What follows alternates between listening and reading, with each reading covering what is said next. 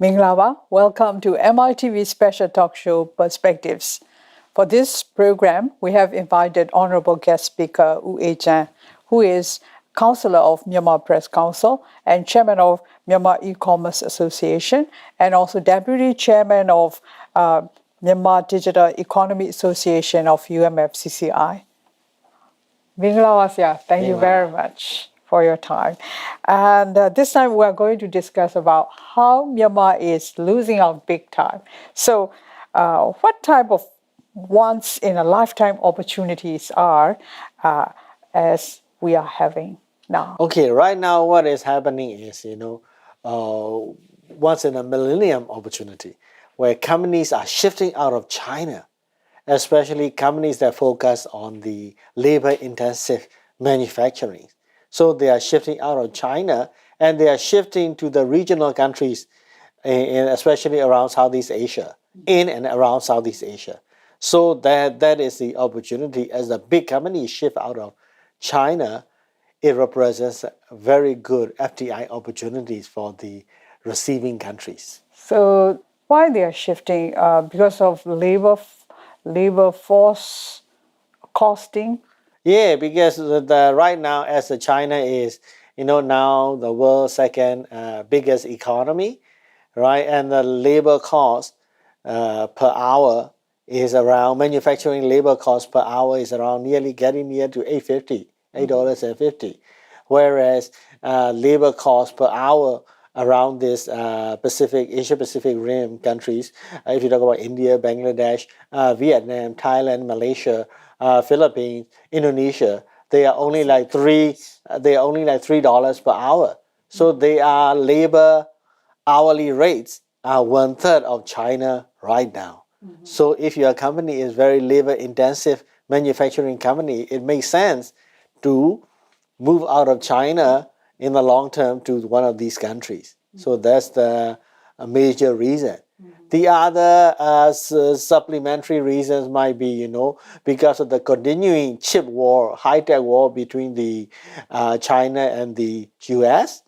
Yeah, so a lot of, the US, they want to impose tariffs, they import duties on a lot of tech-related products from China. So, having a manufacturing base in China, especially if you're exporting a lot to the US, sometimes you are subject to political risk.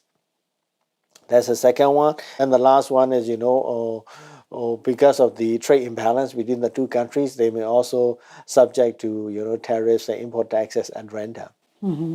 So now China is thriving. That's why the business are also leaving to other prospective marketplaces. So how about some examples? Okay, if you look at it, China essentially just now as I mentioned, especially the labor costs are going up.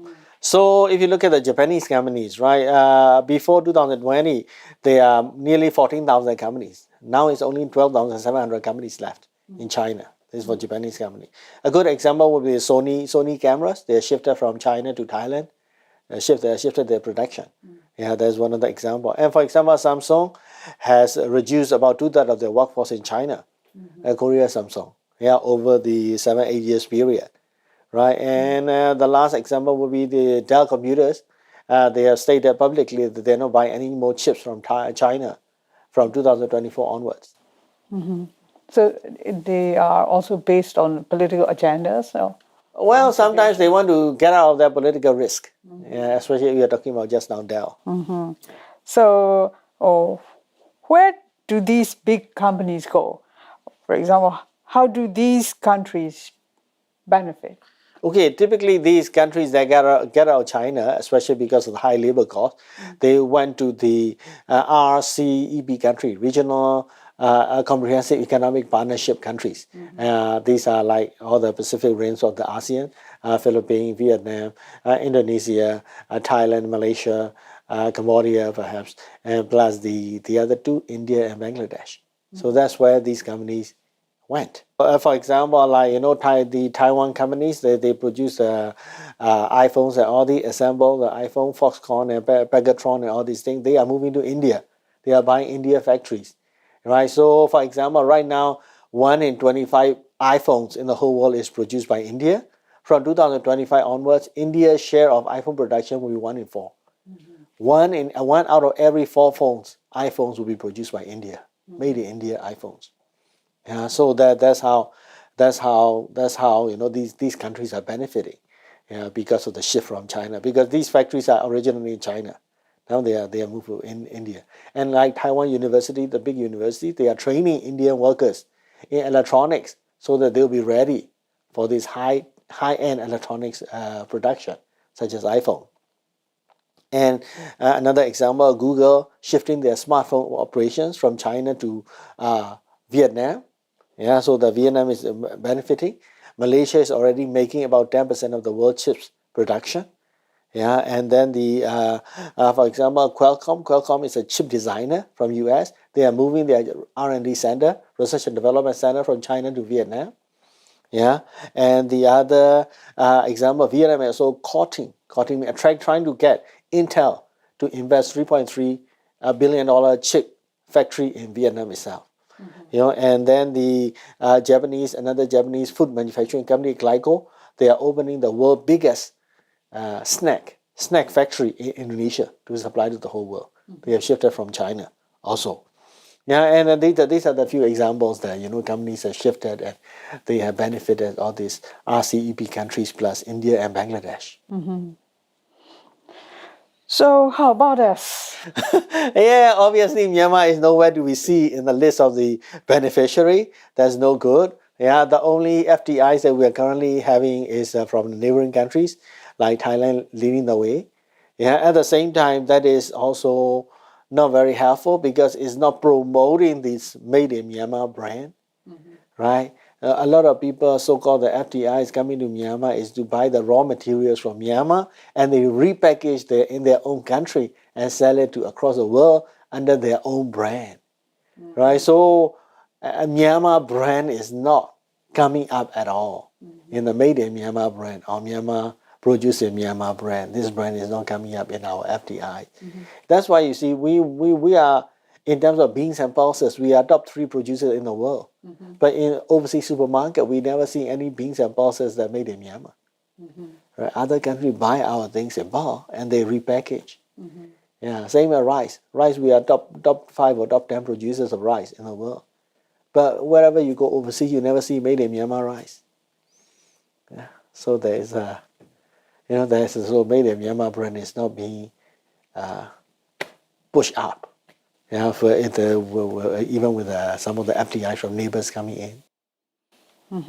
So what is the solution then? Oh, the solution is obviously this time of this round of once in a millennium opportunity. I don't think we are in a position to benefit. Grab. Position to grab at all anymore. Yeah, so the solution for us is we have to persevere. We need to be resilient and we need to put in hard work. Because we need to work better than other neighboring countries. We need to work better than people from Bangladesh or people from China. We need to work harder. We need to be more resilient. We need to be more, we need to have more perseverance, right? If not, we'll be always fall behind. But think about it. Vietnam really had it worse during the Vietnam War around the 1970s. They are really, really poor. Now Vietnam is even producing electric cars and they are having all the fallout from companies leaving China. Most of them are going to Vietnam, right? And Vietnam was under sanction during the Vietnam War, right? And they are very, very poor. No economy. The economy is really zero at that time. Right now, they are probably the fastest growing in Southeast Asia. Yeah. So what I'm trying to say, you can, if you have the right policy and the right mindset and the right type of hard work, we can also get somewhere. But currently, we are not having that type of mindset. We are attacking Myanmar people, attacking Myanmar people. Myanmar people attacking Myanmar companies.